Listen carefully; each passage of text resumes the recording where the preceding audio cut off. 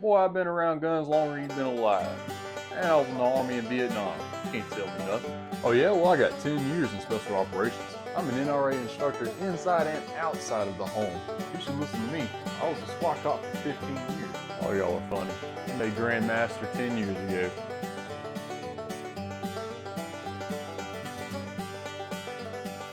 All joking aside, trying to make our intros fun and enlightening, so get a little giggle out of it.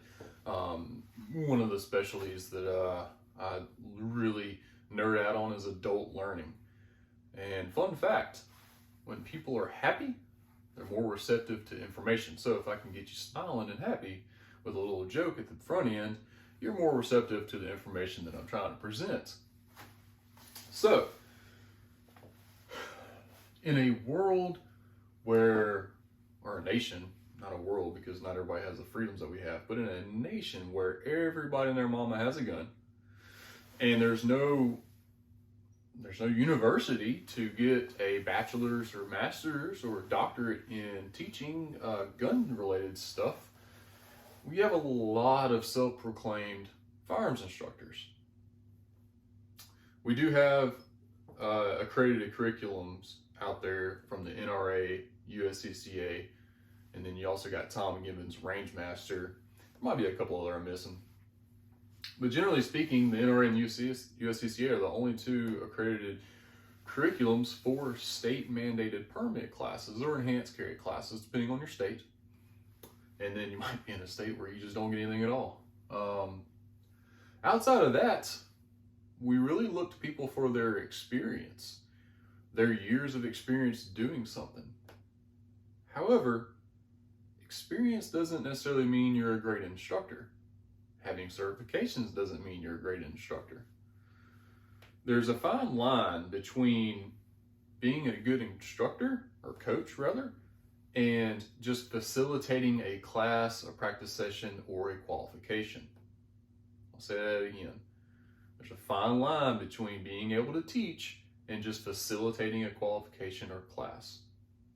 All right, so how do we know the difference? Like, how do we spend our money wisely? Last video, we talked about how the economy is pretty crappy and, we want to spend our money wisely and get the best bang for our buck.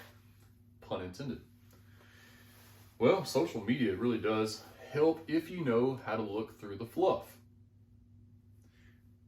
There's plenty of people out there that are fluffing the yardage on their whatever drill they're trying to show off, or they're only showing you the cool sub-second draw, first shot, and sub-2-second bills, when in all actuality, that's not their norm. They just cherry pick the best performance to show you.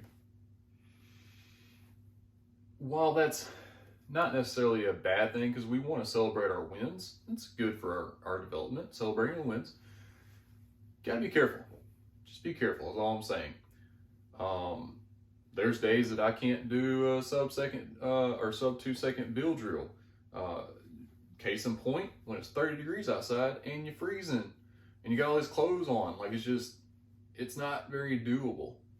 In prime conditions, especially outside the waistband, sub-2-second bill is not hard at all. And I'm counting all A's.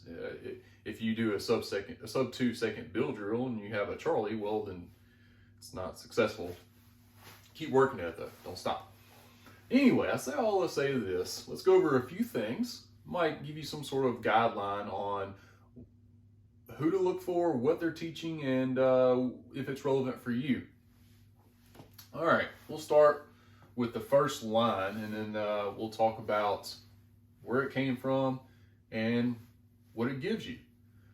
Your EDC instructors, your civilian defensive instructors. Case in point, John Murphy, or let's see, Craig Douglas, or even Craig Douglas does really good hands-on. But anyway, I'm sorry. Jedi, there's a couple other big name brands out there that really cater themselves to the concealed carry EDCers.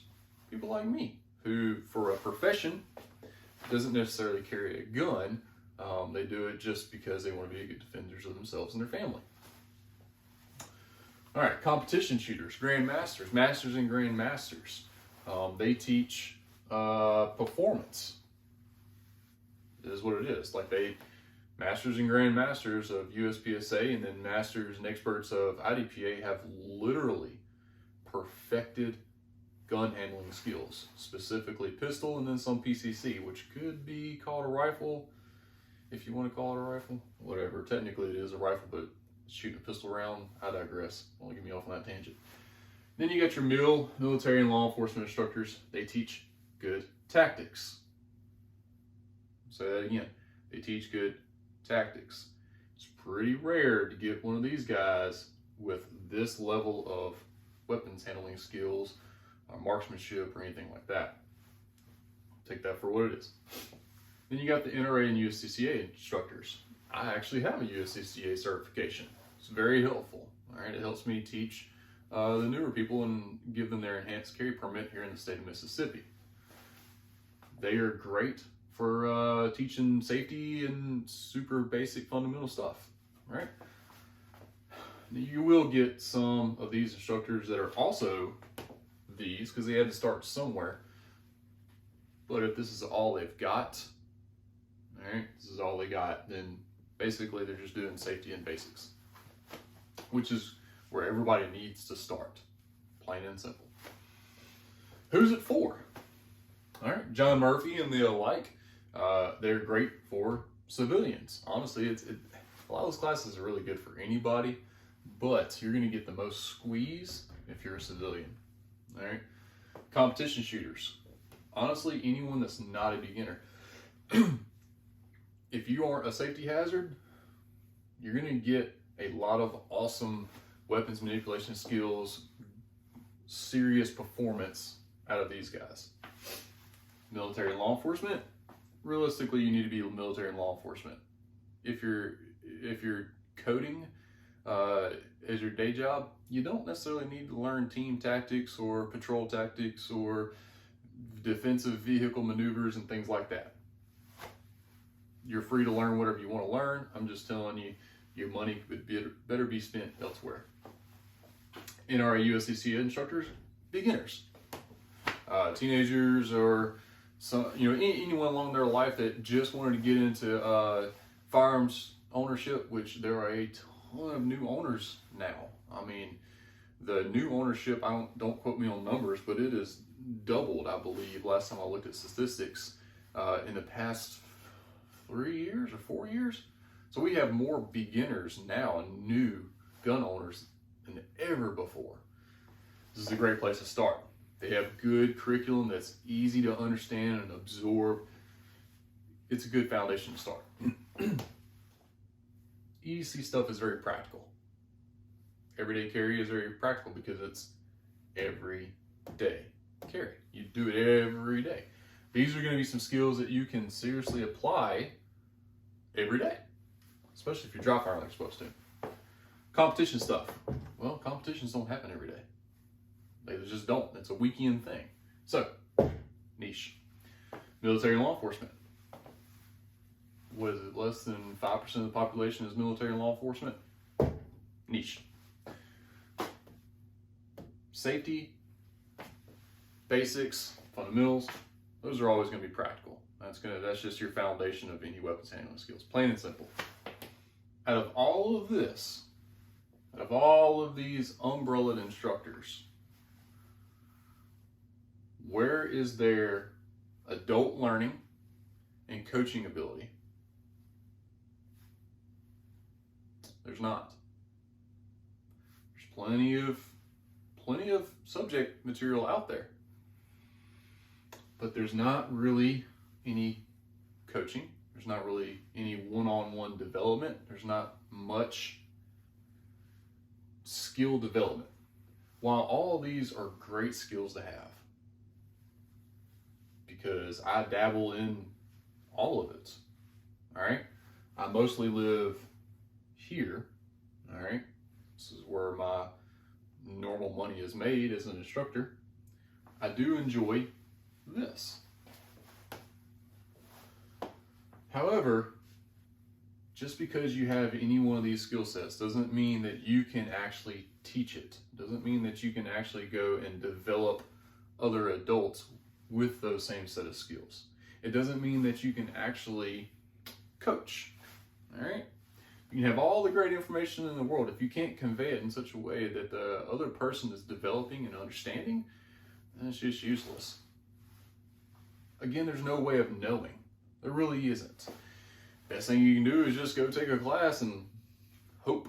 All right, look at after action reviews of other people that have taken the class. Be careful, because don't take this the wrong way, because it is fun.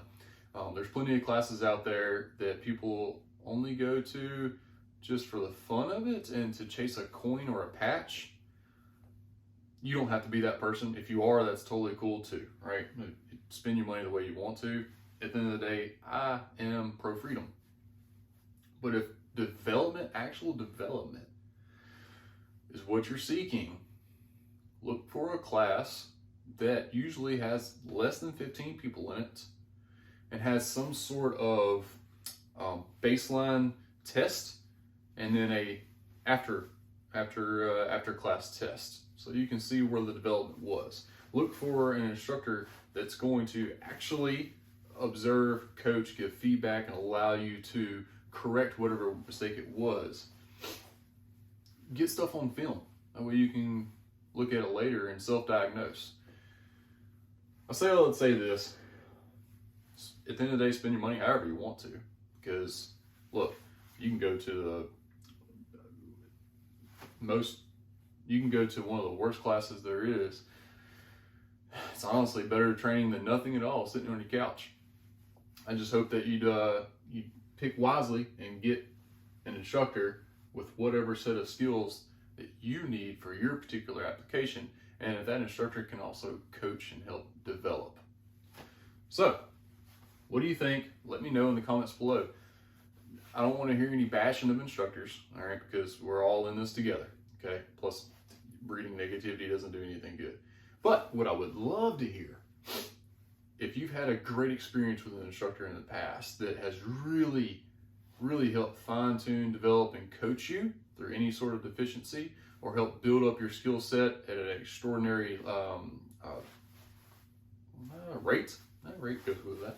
Let me know in the comments so other people can see as well. Let's start a good thread on great instructors that are really pushing the envelope and really good at adult learning, coaching, and development. Keep the positivity going. So, thanks for watching, guys. Don't forget, you can be an asset or a liability. The choice is yours.